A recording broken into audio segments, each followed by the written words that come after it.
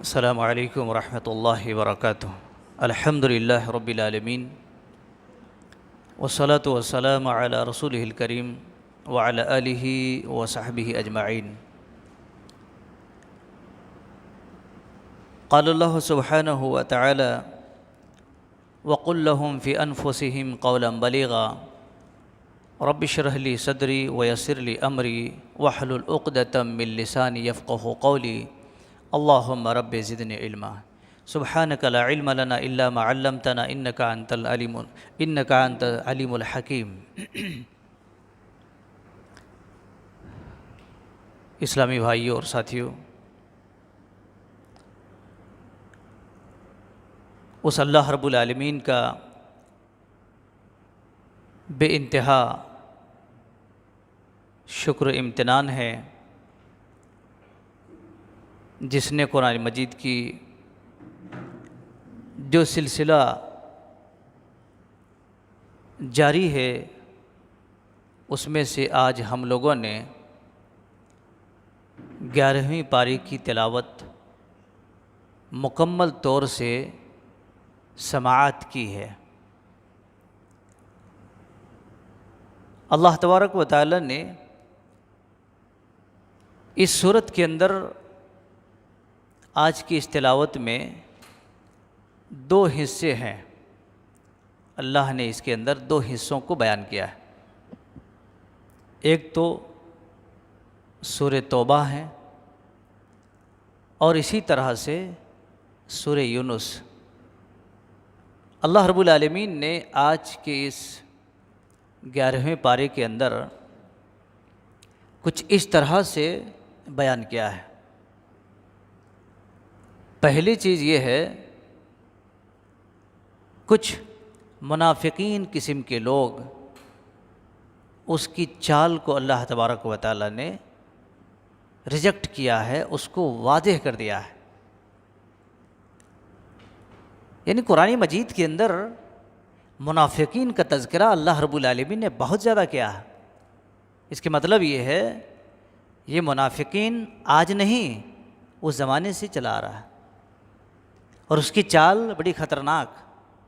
इसलिए अल्लाह तबारक व तआला ने मुहम्मद रसूलुल्लाह सल्लल्लाहु अलैहि वसल्लम को जगह जगह आगाह कर दिया है, पहले ही अलर्ट कर दिया। उसके बाद रब्बुल आलमीन ने सहाबे कराम को अगर देखा जाए तो कुछ 5 हिस्से, 5 किस्में बयान कर दी हैं।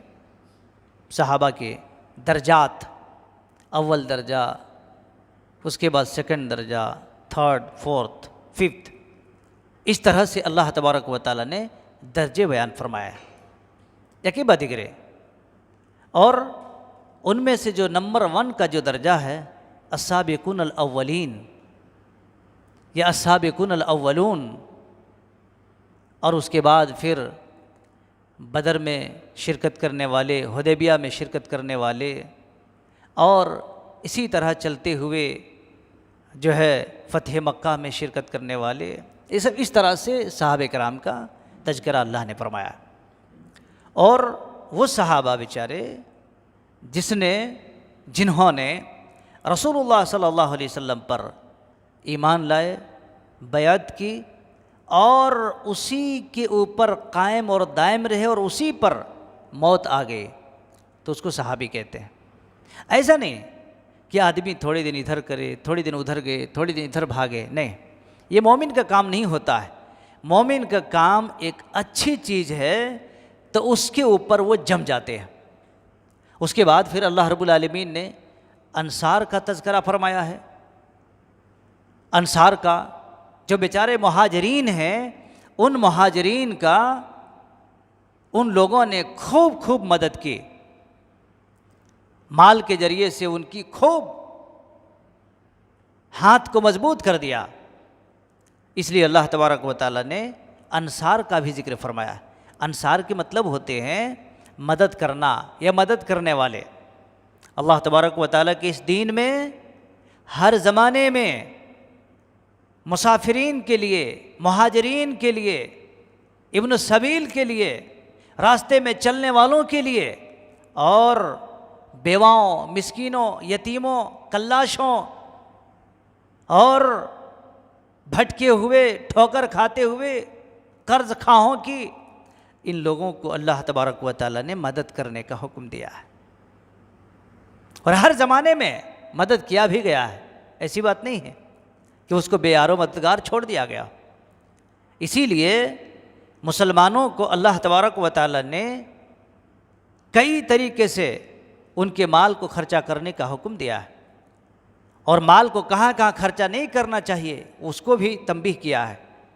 आगे चलते हुए हम देखते हैं अल्लाह तबारक व तआला ने जंग तबूक के वाक़या बयान फरमाया है। बहुत दूर तक चलते चलते चलते मुकम्मल तौर से जंग तबूक का वाक़या अल्लाह रब्बुल आलमीन ने ज़िक्र फरमा दिया। जंग तबूक अगर देखा जाए ना तो एक बहुत ही पावरफुल, यानी यूँ कहिए कि सुपर पावर के साथ मुसलमान लड़ने के लिए तैयारी किए थे। रसूलुल्लाह सल्लल्लाहु अलैहि वसल्लम उस जंग के अंदर आप बनफ्से नफीस हैं। सोचिए हाल क्या होगा, माहौल कैसा रहा होगा, सीन और मंजर, वो पिक्चर कैसी रही होगी। जिस कमांडर या जिस लश्कर में रसूलुल्लाह सल्लल्लाहु अलैहि वसल्लम की ज़ात बनफ्से नफीस मौजूद हो, सोचिए हुआ क्या, सुपर पावर के साथ लड़ना है।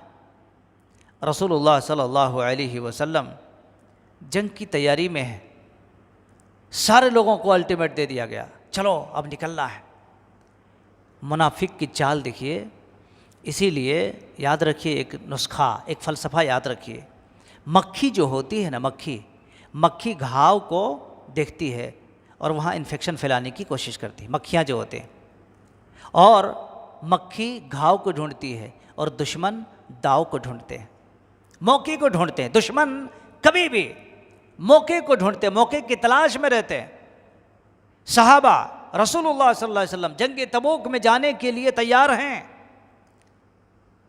और मुनाफिकीन किस्म के मुसलमान, मुनाफिक किस्म के मुसलमान, मुनाफिक हैं, उसको मुसलमान कैसे कहेंगे।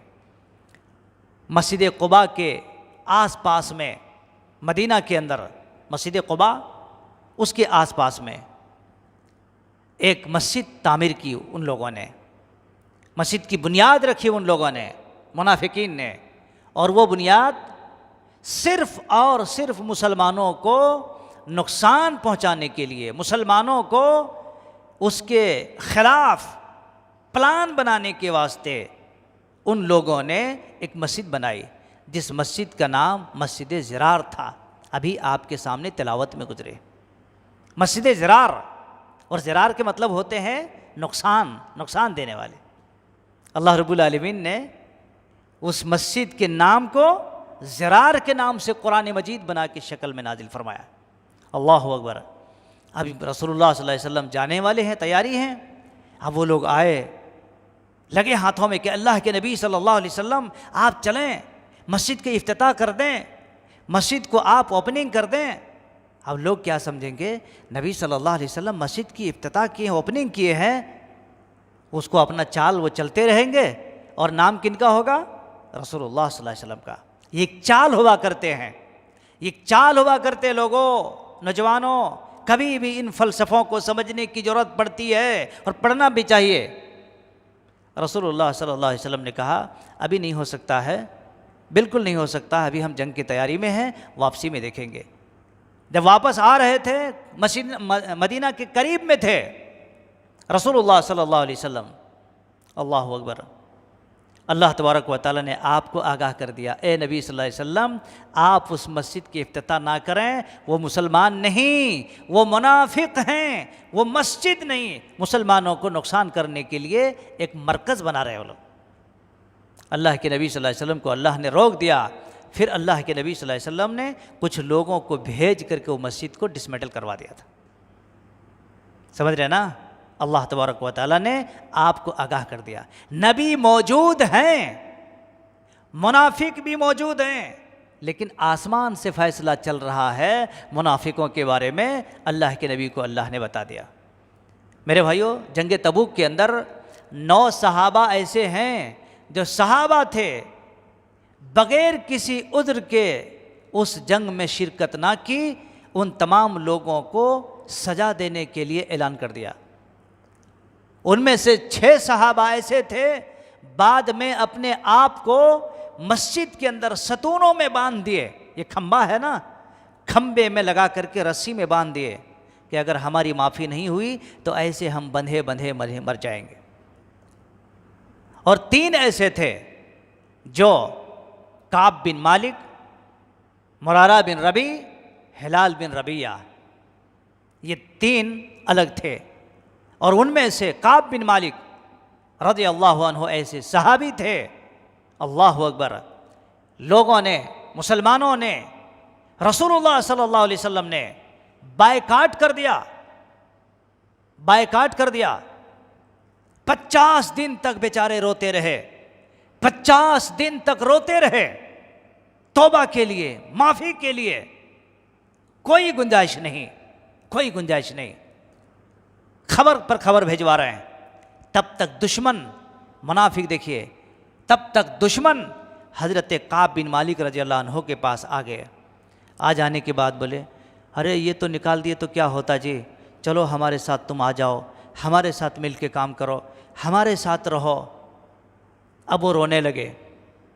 यहाँ पर ये टर्निंग पॉइंट होता है, जब आपसी इख्तलाफ होते हैं तो तीसरा बहुत ज़ोर शोर के साथ उससे फ़ायदा उठाने की कोशिश करता, और जो जहालत के शिकार होते हैं, अल्लाह की कसम है, इस चीज़ के अंदर फंस जाते हैं। वो इस चीज़ में फंस जाते हैं। वो दुश्मनों की तरफ से ऑफर आ रहे थे, हम आपको अमीर बना देंगे, हम आपको प्रेसिडेंट बना देंगे, हम आपको अपना चौधरी बना देंगे, हम आपको जो चाहें आप बोलिए वो कर देंगे। रोने लगे हज़रत काब बिन मालिक रज़ी अल्लाह अन्हु कि अल्लाह, मैं इतना गिर गया, मैं इतना गिर गया कि नबी को छोड़ करके और जंग तबूक में शामिल ना होने की वजह से ये सज़ा हमें मिली है, ये हमें कबूल है, लेकिन ये दुश्मन जो हमें ऑफ़र दे रहे हैं, ए अल्लाह, इन जलीलों की इस जलील हरकत को मैं कबूल करूं? हरगिज़ हरगिज़ कहा, नहीं, मैं मर सकता, लेकिन तुम लोगों की इस हरकत को कबूल नहीं कर सकता है। ये ईमान है, इसको ईमान कहते हैं मेरे भाइयों। 50 दिन के बाद हज़रत काब बिन मालिक रज़ी अल्लाह अन्हु जैसे लोगों की दुआ कबूल हो गई और फिर जो है शामिल हो गई। ये सजा थी उन लोगों के लिए। इसलिए मेरे भाइयों, कभी भी याद रखो, 2 मुसलमानों में, 2 गिरोहों में जब कोई किस्म की बात या कोई किस्म की तकलीफ़ हो जाए तो सब्र करना, तहकीक करना, तफ्तीश करना, ना कि किसी की तकलीद करना। और आपसी मसाइल में जब बिगाड़ पैदा होता है तो दुश्मनों की तरफ से जितना नुकसान नहीं हुआ है, आपसी इख्तलाफ होने की वजह से 2 ग्रुपों के बुनियाद पर जो नुकसान होता है वो कोई गैर भी नहीं कर सकता है। मेरी बात समझने की कोशिश कीजिए। इसलिए कल 10वें पारे में भी अल्लाह रब्बुल आलमीन ने इसकी तफसीलात बयान फरमाया है कि जो आपसी मसाइल के इख्तलाफ के बुनियाद पर जो नुकसान होता है, और ऐसे ही रब्बुल आलमीन ने पूरे जंग का तज़किरा किया है। हज़रत काब बिन मालिक रज़ी अल्लाह अन्हु की कई सारे पेज में हदीसों के रोशनी में बयान करके छोड़ दिया है। उसको बहुत तफसीलात पढ़ने की ज़रूरत है। अगर उनकी कोई तफसीलात पढ़ लेना तो बड़े बड़े इख्तलाफात को कोई इस्लाह की ज़रूरत नहीं, ऑटोमेटिक हल कर लेगा, वो मान लेगा वो। लेकिन हाँ, उसके अंदर दीन की खुशबू आनी चाहिए, तब हो सकता है। और सूरह यूनुस में भी अल्लाह तबारक व तआला ने बहुत सारे वाक़यात को ज़िक्र फरमाया है। उनमें से दीन इस्लाम की एक अहम जुज़ को बयान फरमाया है कि दीन इस्लाम के अंदर अल्लाह और उसके रसूल के हुक्म को माना जाए।